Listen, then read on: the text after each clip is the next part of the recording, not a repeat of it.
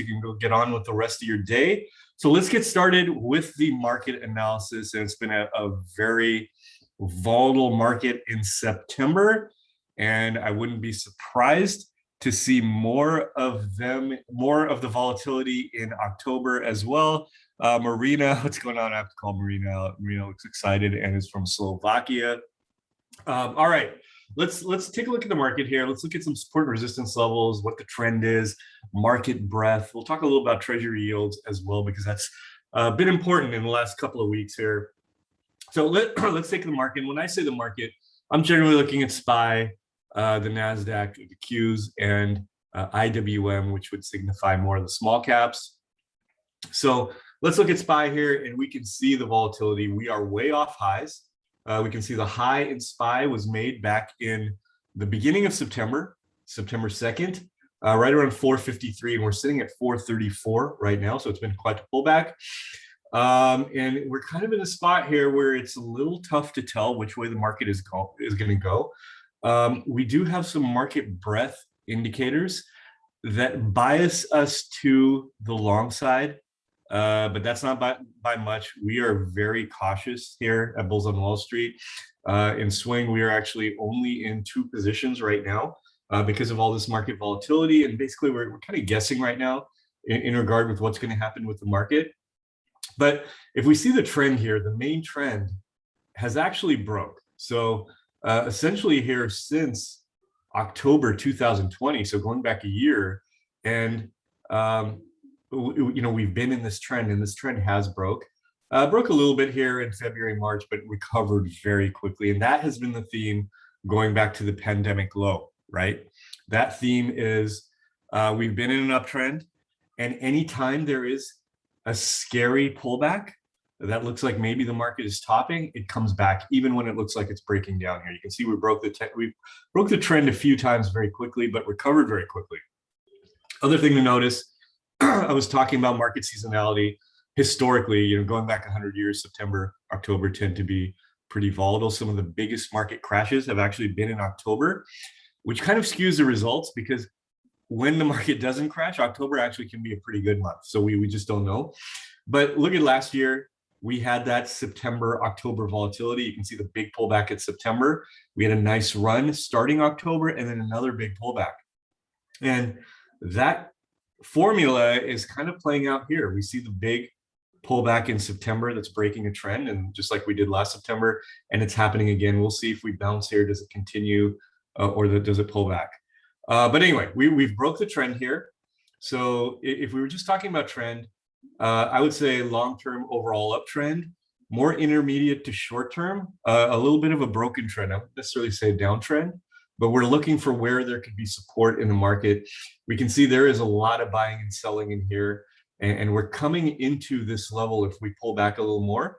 And of course, the 200-day moving average is rising, and we could find support there. I don't put the 100-day on my charts, but we're probably right around the 100-day. And if we were to look at the weekly, we see still a lot of room to pull back to this range and the 50-day moving average. So if we were to pull back, we definitely want to watch these support areas for bounces. And then if we look at the Qs here, very similar pattern, and a little farther away from the nearest support. And IWM, surprisingly, because it had been weak, is in a little bit of a stronger short-term trend, although longer term, whereas the other two are in uptrends, IWM is essentially range bound here all of 2021, and in the middle of that range right now. And in a strong, healthy market, we'd like to see IWM improve. So if we're talking about market breadth, one of the easiest things to do, compare SPY and IWM, and that gives you a good understanding of the breadth in the market. The S&P 500, the biggest and the best 500 stocks, versus Russell's 2,000 smaller cap stocks and less weighted in the bigger stocks as well. And what's interesting here, overall, it's lagged, right? IWM. More recently, it's actually showing a positive divergence. Let's look back here. If we just draw a quick short-term line, we see a pullback, or we'd be drawing a down kind of arrow. If we look at IWM, we're seeing a little bit of an up arrow here, even though overall it looks very range bound. So I think this is a positive sign. If we were talking about little biases we might have, that the market could make a nice run. One is IWM, the smaller caps have been showing some relative strength, so that's good. The other thing, let's go to SPY. Those of you, a lot of you guys here follow me very closely. I've been to the other Coffee and Stocks with Paul or Bulls on Wall Street membership. You guys know we pay close attention to SPY versus RSP. And I'm going to put that ticker in the chat here. So all of you, so if this is new to you, you have it here. That's RSP. You can see in the chat here. RSP, well, first let's talk about SPY. SPY has about 500 stocks, supposedly the biggest and best stocks in the market. It is not equally weighted. So if you took the 500 stocks and made 100%, each stock would be worth 0.2%. So if we pull up the stocks here that make up the S&P 500, and really quick, guys, I am sharing my screen, right? I've been looking. Yeah, it looks like I'm sharing it. Someone shoot me a message just to make sure. I forgot to ask if you guys can see my screen. All right, good, good. Okay, so S&P 500, 500 are the biggest and best stocks. So a stock like CF, a stock like Penn, Merck, all of these guys, all worth 0.2. Apple, or all are not worth 0.2. Apple is the biggest weighted at around 3% right now.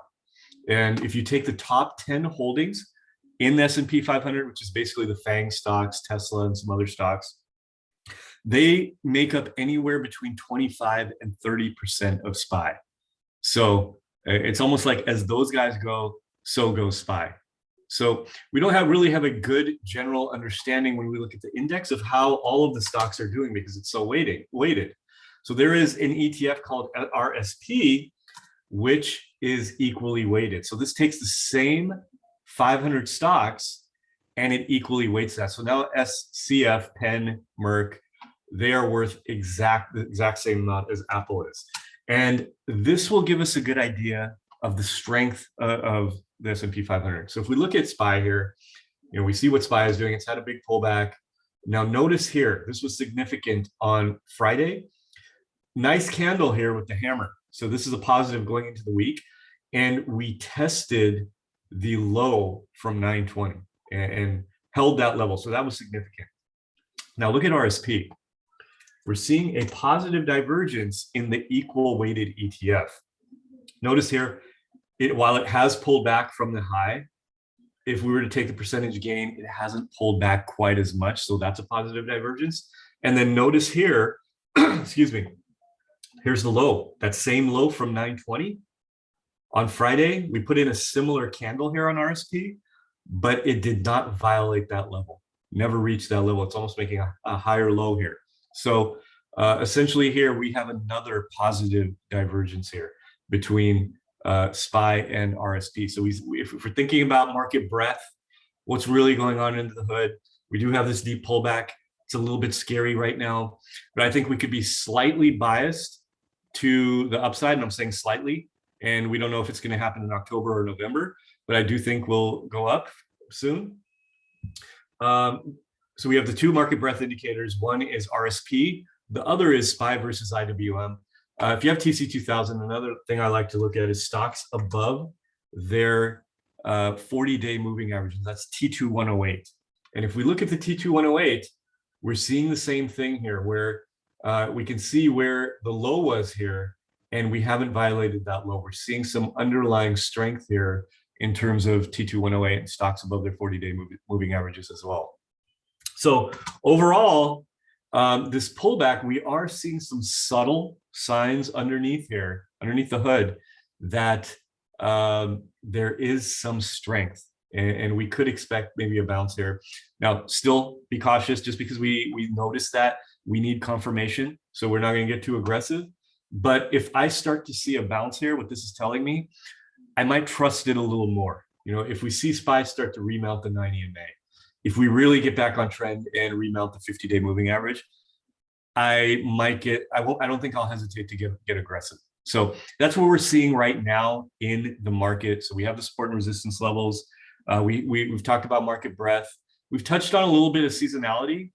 If you just Google October seasonality, October effect, and type in Black Monday, I think there have been, since the 1900s, there have been 7 or 8 Black Mondays in October. One of the biggest for us was 1987, and there was a more recent one as well.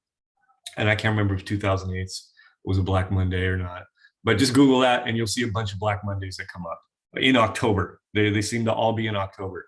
So we have this, what's created a psychological effect in the market that market participants know some of the worst times ever historically in the market have been in October. And then you get this kind of fear that goes on just because of the psychology of knowing that. So October tends to be volatile. Now we do also have strong months, so that doesn't mean we're not going to trade, but we want to make sure the market looks very strong if we start to see strength and start to see some good trends.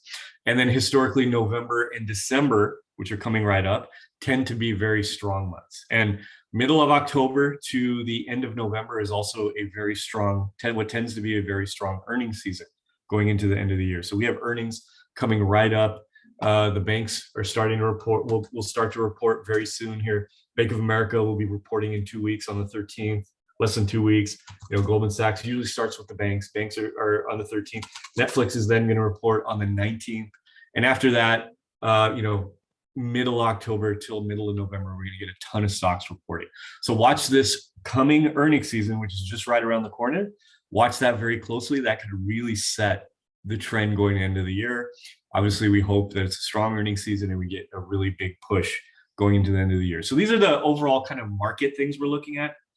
Another thing I would pay very close attention to, and what is going to impact growth stocks and tech stocks, which are, as swing traders, obviously very important to us in terms of trading, is the Treasury yield. So on TC2000, we can take a look at TNX X CBOE 10-year Treasury yield.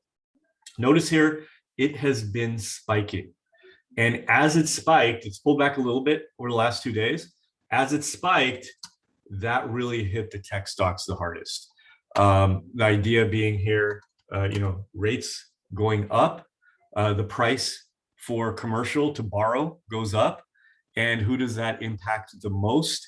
That is growth stocks and tech stocks. So that's why we've seen some weakness in those areas now, and some other areas we're going to talk about, like energy, like infrastructure, like financials. Those are stronger right now. So we're seeing a little bit of rotation. So I would watch, as you're watching the indexes, watch the 10-year Treasury as well. If we start to see this pulling back, at least short term, that's good for the market, and especially growth stocks and tech stocks. So these are some things we want to be aware of in terms of market analysis. Now let's get to some industries. Some industries we should be watching closely right now. Energy, financials. I didn't write industrials here, but you could throw in industrials here as well. Yes, Dan, it's related to the interest rates. Big tech, obviously, we're always watching the FANG stocks, Apple, Facebook, Google. And then we want to be watching growth stocks, which have been very weak right now. So let's take a quick look at that. And then a lot of these stocks that we're going to talk about here are from these areas. These aren't the only areas to watch, obviously, but some areas we should be watching closely. And I would be watching these areas this week and next week going into earnings as well. So first of all, energy. If I were to pull up the industry indexes here in TC2000, let's just go to industry indexes. Let's filter these out for the best performers over the last 30 days. Notice here, just look at the names here. There's not a tech or kind of growth industry to be found, maybe gambling here. Other than that, look at this: coal, energy, oil, energy, aluminum, metals, oil, resorts and casinos, oil, gambling, shipping. Obviously, when this stuff is moving, it has to be shipped. So shipping is going to be doing good. Airlines, lodging, whole thing here. There's not one agriculture. There is not one tech here. Here's a little different, maybe retail with auto manufacturers. We don't get our first, this is over the last 30 days, and then banks. We talked about financials being strong. Finally, data storage here, all the way down at the 30th out of 142 over the last 30 days. So this is that rotation we're talking about. We're seeing a rotation out of tech into these other areas. And then look how strong energy is: coal, oil. So energy is very strong right now. We can look at the ETF XLE, which is the energy ETF. And if you're looking for some good stocks, you can go into here and just pull up the stocks in these industries. or you can go into energy here, and there's a bunch of them here as well. I like Fang, Valero, a bunch of these Oxy, or Deviant are all on a list. But just look at the patterns here. Now notice here, talking about divergences, look at the pattern in the Qs, this down, arrow down. And then if we look at energy, what are we seeing? Arrow up, very strong right now. It has not pulled back with the market, has had essentially an inverse relationship to what the market has been doing, which has been pulling back. Energy has been very strong. And if you look at this overall trend, you can see the pandemic bottom, kind of a bottoming pattern here, and now kind of a big cup and handle. I have a line through this kind of pre-pandemic range, and there's still a lot of room to get to that range. But it looks very much like a big bottoming kind of cup and handle pattern, ready to really break through here, even though it's made a nice run already. So I would definitely be watching energy stocks for good entries. I have a list of them here that we'll look at in a second. Now let's look at financials. The big grouping is XLF, and then you can go to other ETFs that have insurance, regional banks, the big banks, that type of thing. But if we see here, look at the relative strength of financials as well. And it did pull back initially, but is very strong and is back near highs.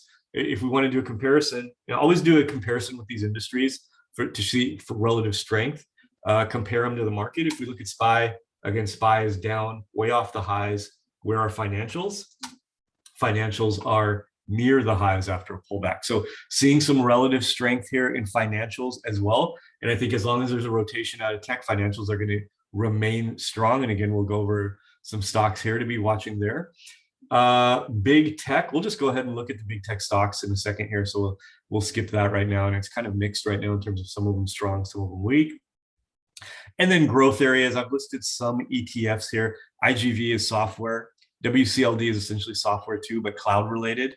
The ARC ETF, a good ETF of growth stocks, which has been very weak, by the way, for a while now.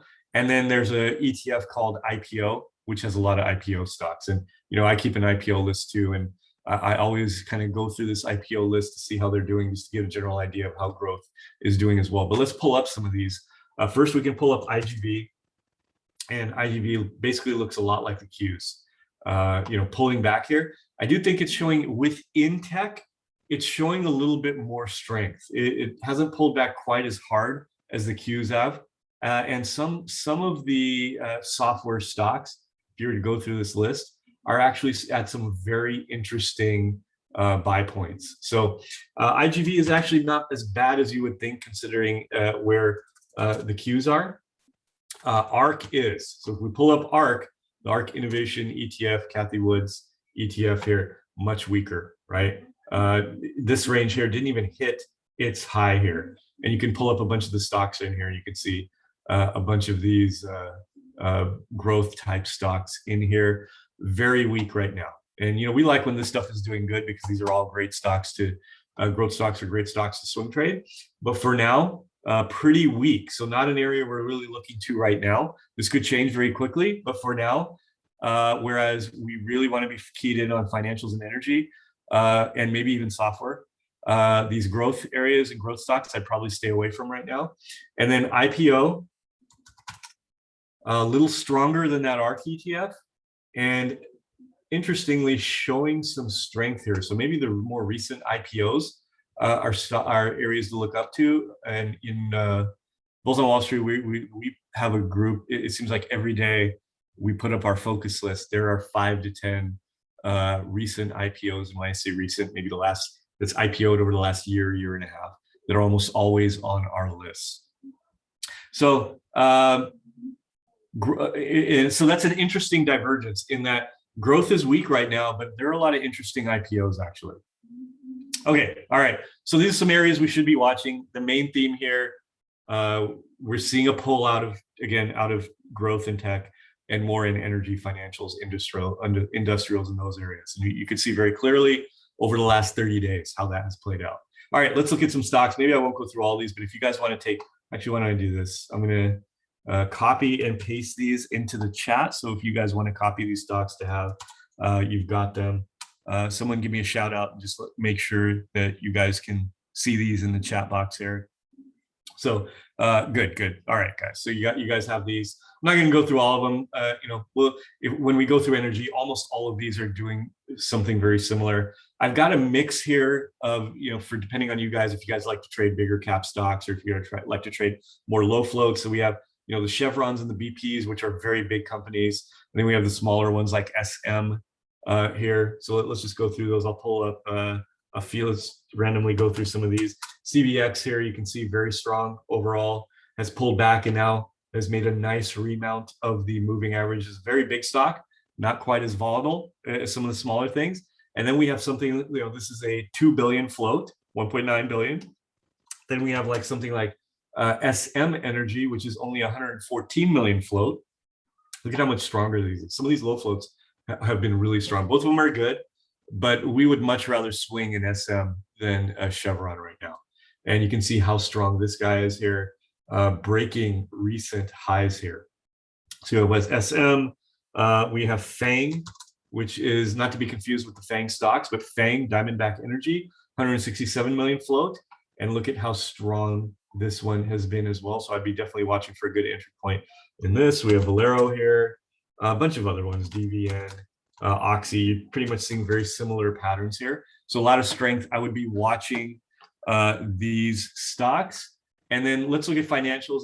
And again, I've thrown in some of the bigger ones and some of the smaller banks. So let's just compare, say, Goldman Sachs to SIVB. Goldman Sachs here, huge stock. We're actually only 336 million. Is that right? I think the float is bigger than that. But sometimes TC2000 is wrong. If someone has accurate numbers, let me know.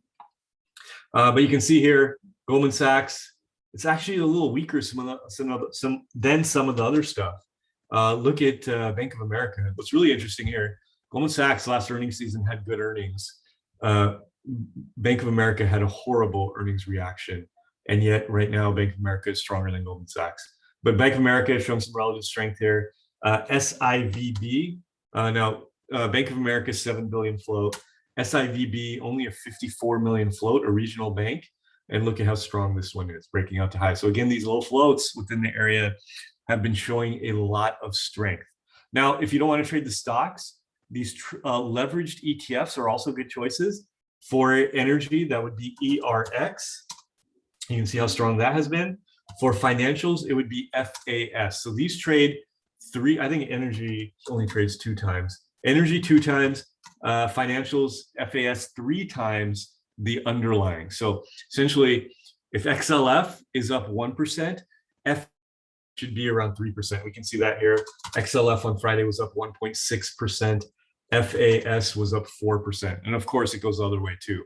If XLF is down 1%, FAS will be down around 3%. So you get the extra added volatility there. And if stocks are in a trend, oftentimes these leveraged ETFs will beat most of the stocks that are trending. So it's an easy way to outperform, assuming you're right about the direction. All right, let's look at big tech now. We'll just look at FANG here. I've got a big tech list here, stocks we track at Bulls on Wall Street, swing report. Let's go with the FANG stock. So here's Netflix. Netflix has been very strong. We've actually been watching and thinking about this one in terms of it's been showing relative strength over the last 3-4 months compared to the rest of big tech. And it has earnings on 10/19. Oftentimes when you see this high, this all-time high breakout, a couple of weeks into earnings, you'll see a push into earnings and then sometimes a sell-off at earnings, no matter what the earnings are, even if they're really good. So that's something to think about over the next couple of weeks. 10/19 is earnings. Look for a good spot to enter and then maybe a little push going into earnings. So that's Netflix here. Let's look at Amazon. There's really not much to do with Amazon in terms of good technical trend. This line is the old high, and this has been a range for over a year. We tried to bust through it here, then pulled back. So I'm watching this one very closely. If you can break through that level, we might get momentum. And if you look historically, when these big guys like Amazon, when they break their year-long trends, they often set ranges. They often make big runs. Google here has been on fire for about a year. but now it's essentially been riding right along the 50-day moving average, which has been good buy points. Finally, it has broken through that level. But what I'm watching closely now for Google is if it can remount the 50-day moving average, it gets right back on trend, and that could be a very good buy point. Facebook has been the shakiest with all the bad news they've had right now. And you can see not even close to its 50-day moving average. I'm pretty much staying, unless something changes, I'm staying away from that one right now. And Apple, much like Google, has broke its 50-day moving average, and we'll look for a remount of that level. I include Tesla in big tech, and Tesla has actually been showing relative strength and has been very strong.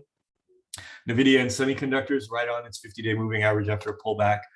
Oracle has been showing some relative strength as well. And AMD had fantastic earnings in a big run and has basically been consolidating since then. So I would say out of these, the most interesting right now to me are Netflix and Google, and then maybe Tesla as well. All right, so that's big tech. A few relative strength stocks. Wrong ticker here. You guys might want to change this from the ones I gave you. CRWD. MGM, I just picked a few from different areas. We already talked about Tesla. Let's just talk about MGM and CrowdStrike. Gambling has been strong. Resorts have been strong. And specifically, if we look at the casinos that aren't quite as tied to Macau in China, which is basically their Las Vegas, and actually, I think it's bigger than Las Vegas. Those stocks have been doing stronger. So if you look at something like Wynn, which is very tied to Macau, it's been getting crushed here because of all the stuff that's going on in China. And most China stocks have been crushed. Look at BABA here. So China has said they're coming after the casinos and gambling. And you can see what's happened to Wynn. MGM, I know there is an MGM in Macau, but it has weathered the storm and has shown relative strength. Looks really strong here. Earnings 11.4, breaking the highs. So MGM has been showing relative strength and is positioned nicely. Now in software, CrowdStrike, this has been a strong momentum stock. You can see how strong it's been since the pandemic low. It IPO'd only a few years ago. So, these stocks really move if they're on trends within the first few years of IPOing. And you can see here, pullbacks have been great opportunities here. And we're on what looks like a higher low. So we had a low here, higher low here. This could be in a higher low here. Maybe a little risky anticipation, but definitely if it breaks the 50-day moving average, it's back on trend and looks like a good entry for CrowdStrike. Finally, so those are a few relative strength stocks. We have a ton more we're watching here. But finally, the topping patterns. And these are all what we've classified as the kind of pandemic at-home stocks. When we were stuck at home, the stocks that went on huge runs because they were catered to doing things at home. You have Zoom, which we're using right now, conferencing from home, working from home.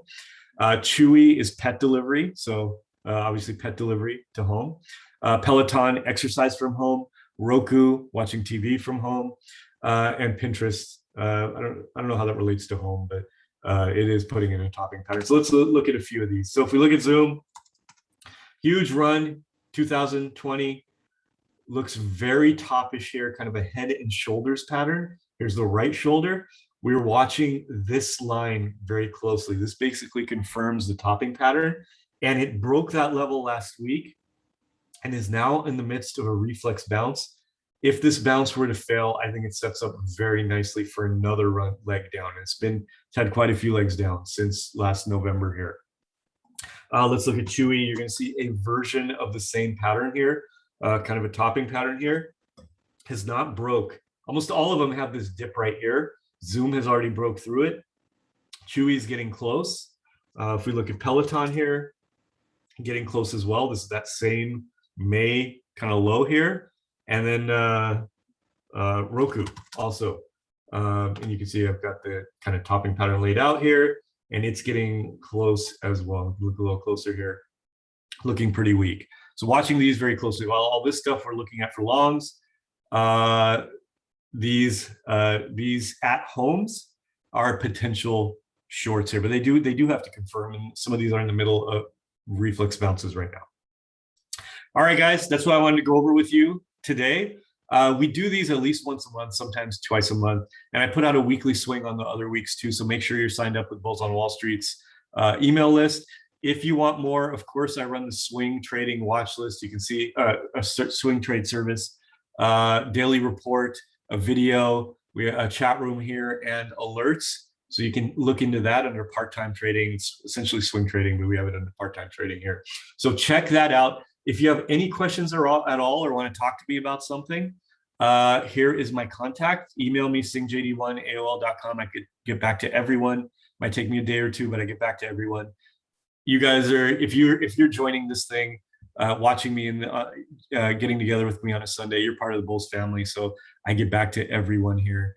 Of course, bullsonwallstreet.com, swing trading, my own personal website, Paul J. Singh, more mental game type stuff. And then, of course, Twitter, Paul J. Singh, Instagram, the real Paul J. Singh. There is an imposter out there. And I post to Instagram stories and videos and tweets every day. So if you're looking for some stuff there, of course, follow me there. You can take a snapshot here. Actually, I'll put this stuff in the chat box here. Thank you for spending your Sunday morning. I will see you guys soon. Have a great rest of your weekend. All right. Talk to you soon, guys. Bye-bye.